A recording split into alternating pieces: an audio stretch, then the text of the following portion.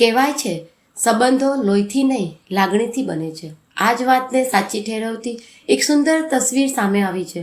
Ahmedabad civil હોસ્પિટલમાંથી એક તરફ 14 વર્ષની મુસ્લિમ દીકરી ઇકરા શેખ અને બીજી તરફ તેના માટે ડૉક્ટરથી પણ વિશેષ બની ગયેલા ડૉક્ટર પિયુષ મિત્તલ ઇકરાને પોતાના સ્વાઇન સર્જનના કાંડા પર રાખડી બાંધી અને આ સાથે ધર્મની દિવાલોથી ઉપર ઉઠીને માનવતા અને ભાઈચારાનો સંદેશ આપ્યો.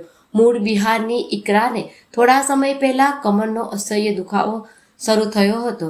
તપાસ દરમિયાન તેને ટીબી હોવાનું કહી સર્જરીની સલાહ આપવામાં આવી હતી. ડૉક્ટર પિયુષ મિત્તલ છે.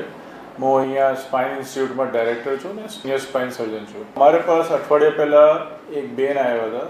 એમને મૂળ તકલીફ જે હતી એ કમરનો દુખાવો હતો. જ્યારે અમે એને પૂછ્યું કે બેટા શું તકલીફ થાય છે, તો કે સાહેબ કમરનો દુખાવો થાય છે ને અમે સારવાર લીધી છે ને પછી અમારે અત્યારે બી તકલીફ છે ને અમારે એક વખત તમારો ઓપિનિયન જોઈએ. એના પહેલાં એને તકલીફ થઈ છે ત્યારે એમને એવું કહેવામાં આવ્યું કે તમારે કમરમાં ઇન્ફેક્શન છે, મણકામાં ઇન્ફેક્શન છે ને તમારે એને ઓપરેશન કરવું પડશે.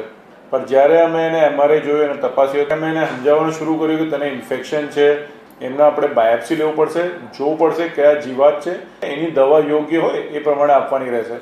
તો એના સગા એના જોડે હતા એટલે એમને થોડો રેઝિસ્ટન્સ હતો. એને કન્વિન્સ કર્યું કે આ બહુ જરૂરી વસ્તુ છે, ના કરીએ તો દિક્કત આવી શકે છે, જીવાત ના ખબર પડે તો ખોટું સારવાર બી થઈ શકે. જ્યારે અમે બાયોપ્સી લીધી એમની અને બાયોપ્સીની જ્યારે તપાસ મોકલી તો એમાં ખરેખર જે વિચારતા કે ટીબીનો બેક્ટેરિયા એની જગ્યાએ એમાં આવ્યો સુડોમોનાસ બેક્ટેરિયા. ને અત્યારે અમે એની સારવાર શરૂ કરી છે ને આ સારવાર આપ્યા પછી જે સેન્સિટિવ એન્ટીબાયોટિક શરૂ કરી ખરેખર એને રાહત છે, એને દુખાવામાં રાહત છે, એના પગમાં જે દુજારી ચાલતી હતી એ ઓછો થઈ ગયો છે. કોઈ પણ ઇન્ફેક્શનનો જો કેસ હોય એમાં ખરેખર કયા બેક્ટેરિયાને કારણે કયા વાયરસને કારણે થયો ખરેખર જાણ્યા વગર આપણે ખોટું એન્ટીબાયોટિક ખોટું દવાઓ નહીં આપવાની.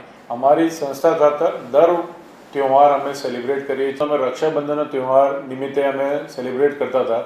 એમાં એ જે દર્દી છે ઇકરા એ ત્યાં બેઠી હતી અને એવું થયું કે હું એમને પાસે ગયો. મેં કીધું કે બેટા કેવું છે તને? તો ઇમોશનલ થઈને કે સાહેબ હું તમારે આ પ્રસંગે તમારા હાથમાં હું રાખડી બાંધવા માંગુ છું.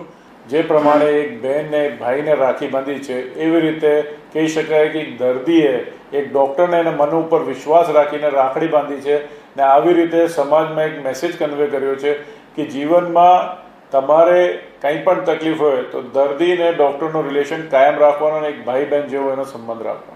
मेरा नाम इकरा शेख है. मुझे पहले कोई प्रॉब्लम था तो फिर इसका ऑपरेशन हुआ है.